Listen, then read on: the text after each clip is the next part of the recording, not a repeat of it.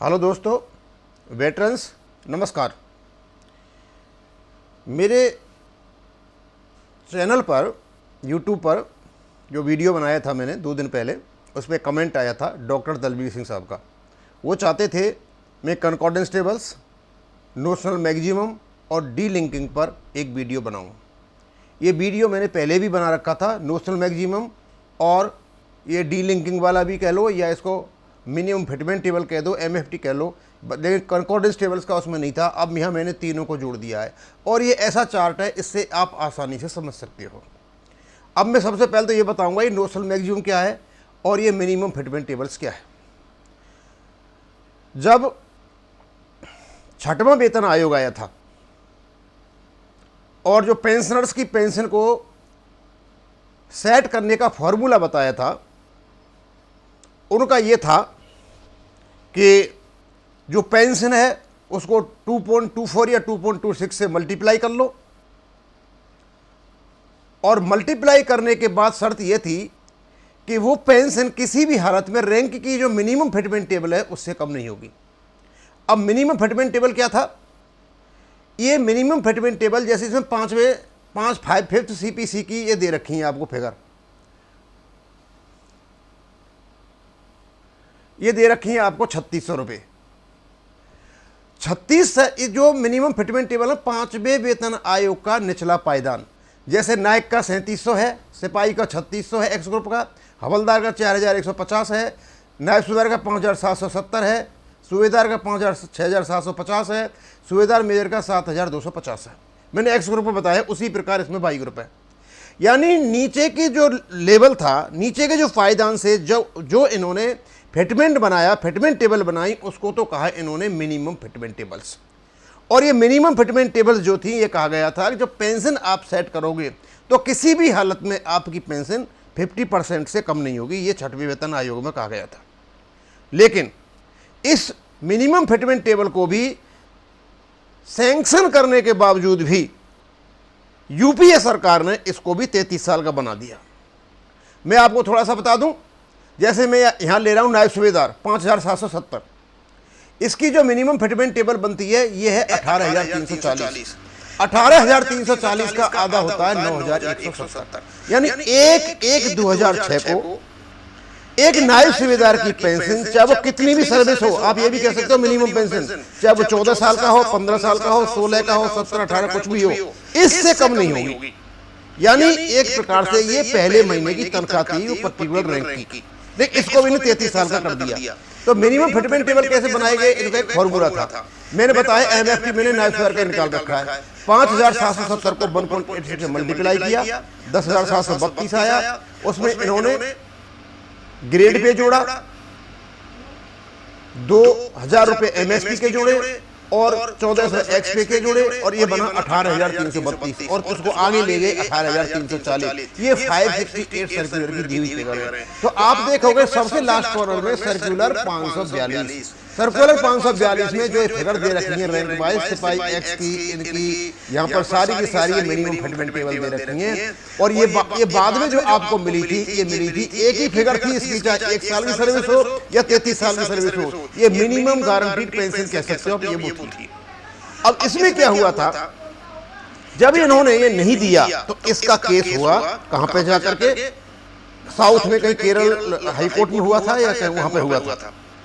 तो जब उस केस को डाला गया था डी लिंकिंग ऑफ 33 ईयर्स, यानी 6वें वेतन आयोग ने जो JCOR के लिए लास्ट पेड उनका 15 साल कर दिया था, लेकिन इन लोगों ने इसको भी 33 का बना दिया। उसके बाद ये डी लिंकिंग हुआ और ये 568 सर्कुलर लागू हुआ और इसमें जिनकी कम सर्विस थी उनको बहुत ज़्यादा फायदा हुआ। उसका रीजन ये था कि जो 4थे और 3रे वेतन आयोग से पीछे से जो आ रहे थे सर्विस करके, उनकी पे बहुत कम हुआ करती थी और जब 5वें वेतन आयोग में जब आए होंगे तो बहुत ज़्यादा आगे नहीं बढ़ी होगी और इसकी वजह से उसको ये तो फिगर एक ही होनी थी, ये फिगर अलग अलग नहीं थी। क्योंकि ये मिनिमम फिटमेंट टेबल का मतलब ये था किसी भी रैंक में जो मिनिमम फिटमेंट टेबल जो कमीशन ने बना करके दिए हैं उस कमीशन का 50% से कम पेंशन नहीं होगी। अब मैं बताता हूँ क्या था। एक नायब सूबेदार की जो 2,340, 15.5 साल वाले ही कर रहा हूँ, मैं अपना ही बता देता हूँ। तो ये कुछ बैठा था 5260 या कुछ के इसके आसपास बैठा था।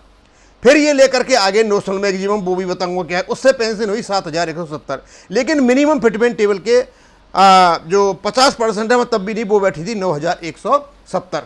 आप अंदाज लगा सकते हो 5260 जो इनको 1/1/2006 को मिली थी, वो 10 साल के बाद जाकर के 9170 568 सर्कुलर से मिली थी। और इनका पेमेंट भी एनडीए सरकार ने किया था। तो ये तो है आपकी मिनिमम फिटमेंट टेबल। इसको आप मिनिमम फिटमेंट टेबल कह लीजिए या डी लिंकिंग ऑफ 33 ईयर्स कह दीजिए, दोनों बात एक ही है। 33 को डी लिंक कर दिया तो 15 साल में 50% मिल गया, और उस जैसे ही वो डी लिंकिंग आया, वो डी लिंकिंग की वजह से हमको ये मिल गया था। अब हम आते हैं दूसरी चीज पर, नोशनल मैक्सिमम। नोशनल मैक्सिमम क्या था, हुआ क्या था, मैंने अभी आपको बताया। एक न्याय सुधार की पेंशन जो 15.5 साल का था, इन्होंने दी 5260, और पेंशन तो बहुत कम थी। हल्ला मचने लगा तो इन्होंने एक सेक्रेटरी कमेटी का गठन कर दिया, जो सीएससी कमेटी या चंद्रशेखर कमेटी के नाम से कहते हो, या कैबिनेट सेक्रेटरीज कमेटी के नाम से कहते हो, ये उन कमेटी का गठन कर दिया। उन्होंने फॉर्मूला निकाला। फॉर्मूला ये निकाला कि जो टॉप एंड है इसका और करस्पॉन्डिंग टॉप एंड जो 5वें 6वें वेतन आयोग का है, उससे इसका कैलकुलेशन किया जाए। अब यहां देखिए आप कि 5770 का जो टॉप एंड है 6वें वेतन आयोग का, ये तो था 34,800, यहां से निकालना चाहिए था, यहां से तो नहीं निकाला इन्होंने क्या किया कि जाकर के 8,290 से निकाल लिया, यानी इसका जो टॉप एंड था 5वें वेतन आयोग से। और ये नोशनल मैक्सिमम, यानी इसने मैक्सिमम से निकाला, नोशनल ही निकाला, किसी को दे नहीं रहे थे, और उससे इन्हें कैलकुलेशन कर दिया। अब मैंने इसको भी निकाल रखा है, 8,290 इंटू 1.86, 15,420 प्लस 4200 प्लस 2000 प्लस 1400, और ये बनी आपकी 23,020। जब आधा कर लोगे इसका तो ये बन जाएगा आपका, ऊपर जब आओगे आपका 23,020 करो तो 11,510 बन जाएगा, यानी 11,000। और ये 33 साल की सर्विस थी, और इसको वेटेज दे करके ये पेंशन बाद में सबको दी गई थी। तो मैं बताना चाहता हूं आपको कि जैसे आपकी ये 33 ईयर्स, ये नोशनल मैक्सिमम ये लिखा हुआ है मैंने यहाँ, नोशनल मैक्सिमम ये 33 ईयर्स की थी। और तो 33 सिपाही एक्स की कितनी, 14,170, नायक की 15,180, इसका आधा आपकी पेंशन बनी। आधा जब पेंशन बनी तो ये 33 ईयर्स की थी। तो 33 ईयर्स इसका कैलकुलेशन करने के लिए इन्होंने, जैसे सिपाही की मान लीजिए उनको वेटेज दे दिया। सिपाही की 18 साल की सर्विस थी, 15 की, तो 12 साल जोड़ दिया। नायक में 10 साल जोड़ दिया, हवलदार में 8 साल जोड़ दिया, और जेसीए जो 5-5 साल जोड़ दिए। और ये 2 बार आया था, एक 430 सर्कुलर, 501, दोनों के दोनों नोशनल मैक्सिमम पर बने हुए हैं। यदि आप 430 और 501 सर्कुलर देखोगे और 28 साल के बाद में यदि आप पेंशन देखोगे तो आपको यही मिलेगी जो पेंशन 33 ईयर्स की दे रखी है। तो ये तो है आपकी नोशनल मैक्सिमम और मिनिमम फिटमेंट टेबल, यानी 5वें वेतन आयोग के जो लोअर एंड से बनाई गई टेबल। एक ही फॉर्मूला था 1.86 करके, और उसमें क्या नाम है आपका, ग्रेड पे, एमएसपी, और यदि उनका एक्स पे था उसको जोड़ करके बनाई गई थी। और जो नोशनल मैक्सिमम था वो उसके अपर एंड से बनाई गई थी, और उसका कैलकुलेशन वही 33 ईयर्स का, जिसका हम बार बार जिक्र करते हैं, notional maximum, notional maximum, notional maximum, यही है।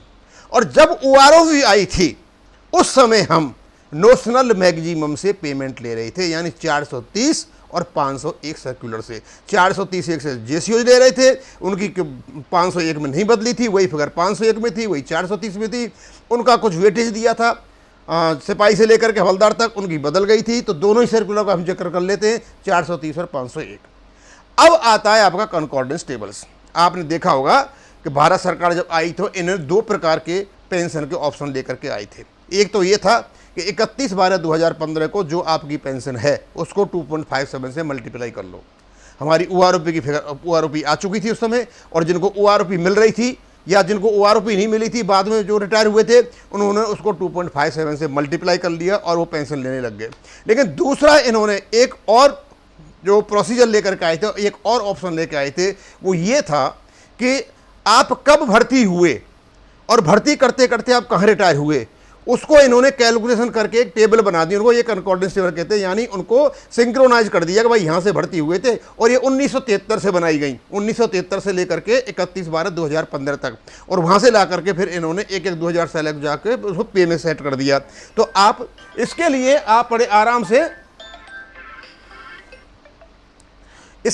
आराम से आप एक काम कर सकते हो कि आप कंकॉर्डेंस टेबल में या तो 660 सर्कुलर में जाके देख लीजिए वहाँ, या फिर आपका एक लेटर दे रखा है मैंने नीचे FNPS ये करके, और ये 10/6/2021 का लेटर है। इसमें टेबल है इसमें 34, और 34 के बाद कुछ और कैलकुलेशंस दे रखे हैं बहुत आराम से 19 से 73 से चल के आपके ग्रुप वाइज कि आप कब भर्ती हुए थे, कब क्या था, कब क्या था, कब क्या था, पूरे जा करके आप उसमें अपना नोशनल मैक्सिमम देख सकते हो। ये आपकी नोशनल, ये काफ़ी बड़ा सर्कुलर है, ये यहाँ नहीं दिखाया जा सकता, लेकिन हाँ मैं ये बता सकता हूँ, आप या तो 608 सर्कुलर में जाइए, या आपको ये लेटर नंबर दे रखा है, मैंने ये निशान लगा रहा हूँ यहाँ पर, ये लेटर है, आप उसको गूगल से कर लीजिए और आपको ये कॉन्कॉर्डेंस टेबल्स का पता चल जाएगा। आपको पता चला कब भर्ती हुए थे, आपको क्या बेसिक पे थी, जब आगे बढ़ते जाओगे तो बताते जाएगा, जब आप दूसरे बेसिक पे में आए उस बेसिक पे बार कितनी बेसिक पे बनी, आगे उसके बराबर फिर कितनी बनी, और जा करके ऐसे लेकर के आपको ये 7 CPC में ले जाते हैं, वो आपकी कॉन्कॉर्डेंस टेबल्स हैं।